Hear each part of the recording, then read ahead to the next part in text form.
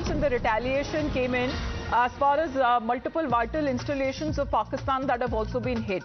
And Pakistan, which continues with its nefarious designs, now what we are getting to know that the Indian Army has also destroyed Pakistani posts, Pakistani drone launch pads that have been annihilated, and India has struck back when it comes to these launch pads near Jammu. And what we are learning through sources there, as far as when it comes to this retaliation is concerned, that has also been captured. This is as Pakistani posts are being completely destroyed. The Pakistani drone launch pad. So what is being said that this is from these locations where we are looking at how drones, multiple of these drones that are launched within the Indian territory. However, the strike that has now happened at these launch pads that has now been completely destroyed. Pradeep Datta is getting us the information there through sources. What we are learning, Pakistani launch pad, the drone launch pads, where hundreds of these drones, Pradeep, that entered the Indian territory for 2 consecutive nights, one of those launch pads has been completely destroyed. Information coming. Yes, Amita, you are absolutely right. In fact, what actually India is doing, one, they're trying to intercept drones, they're trying to decimate and demolish them.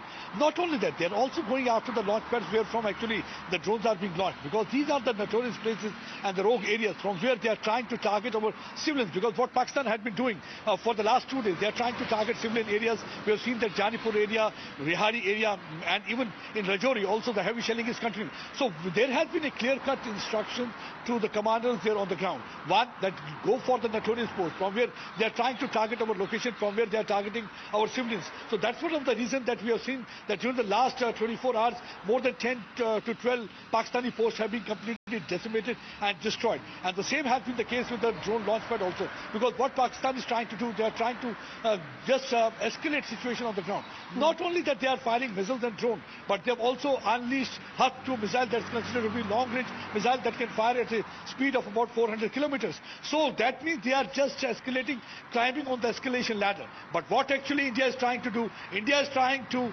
counter that escalation by trying to target some of those air bases. We have seen that 3 of the air bases have already been targeted by India. One is in Noor Yar Khan, another is in Murid, and third one is in Sharkot, that's also known as Rafiki Air Base.